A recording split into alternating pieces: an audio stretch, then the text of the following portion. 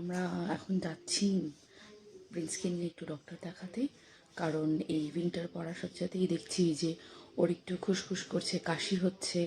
তো একটু নাক দিয়ে একটু মানে রানি নোজ ব্যাপারটা আসছে। তো একটু চান্স নিতে চাইছি না, তাই জন্য একটু শুরুতেই ডক্টর দেখিয়ে নেওয়াই ভালো মনে করলাম।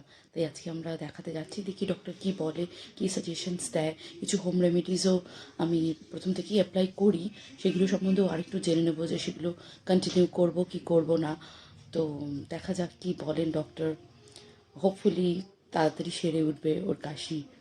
তো এখন বেরিয়ে যাচ্ছি আমরা ডক্টর দেখিয়ে এসে তোমাদের বলবো কি বললো ডক্টর, আর কি কি মেডিসিন সাজেস্ট করলো, আর কেমন থাকে প্রিন্স সেটাও জানাবো।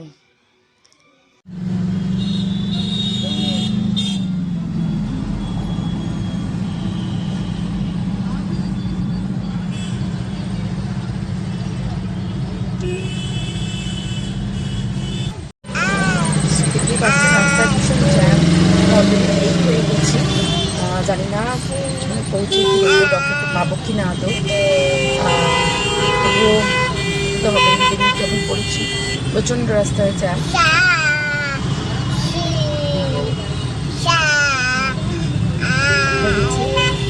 দেখা যাক হয়।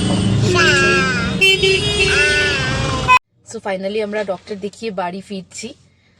ভেবেছিলাম ডক্টরকে পাবো না, কারণ এত রাস্তায় জ্যাম ছিল। মানে ভেবেছিলাম যে উনি বেরিয়ে যাবে হয়তো, কিন্তু লাকিলি উনি বেরোননি, কারণ আমরা মানে পেয়ে গেছি টাইম মতন ওনাকে। সো দেখিয়ে বাড়ি ফিরছি এখন। তো বাড়ি ফিরে আপনাদের বাকিটা জানাবো যে কি বললো ডক্টর, আর কি কি মেডিসিনস দিল, কি কি করতে হবে সেটা বললো। সো বাড়ি ফিরেই আলোচনা করব আপনাদের সাথে। সো ফাইনালি আমরা বাড়ি ফিরেছি, কিছুক্ষণ আগেই ফিরলাম। আর যেটা তোমাদের বলেছিলাম যে ডক্টর কি বলল সেটা জানাবো। তো ডক্টর ওকে মানে প্রিন্সকে ফুল বডি চেক আপ করে দেখলো যে সেরকম সিভিয়ার এখন পর্যন্ত কিছু উনি পাননি।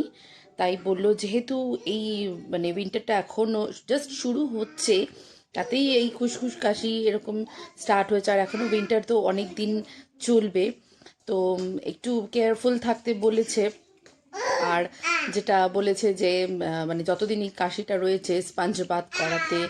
আর কেন কি এই ওয়েদারটা খুব খারাপ, এখন গরম লাগছে আবার ঠান্ডা লাগছে।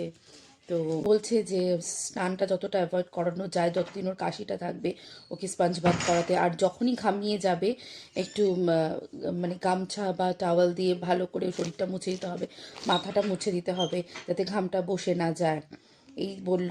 আর একটা মেডিসিন দিল এসওএস টাইপ, মানে যখন কাশি হবে খাওয়াতে, আবার কাশি কমে গেলে সেটা স্টপ করে দেওয়া যাবে, এই বলল। আর একটু জল খাওয়াতে বেশি করে বললো, যাতে বডিটা ডিহাইড্রেটেড না হয়ে যায়।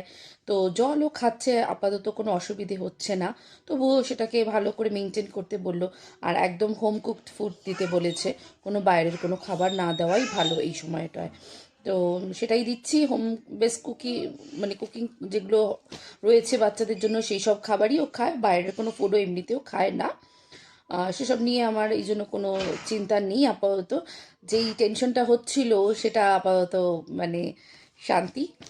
তো দেখা যাক, মেডিসিন নিয়ে আসতে গেছে আমার হাজব্যান্ড, এবার মেডিসিন নিয়ে আসলে পরে ওকে খাওয়াবো, খাওয়ার পরে আই হোপ কেউ তাড়াতাড়ি সুস্থ হয়ে যাবে।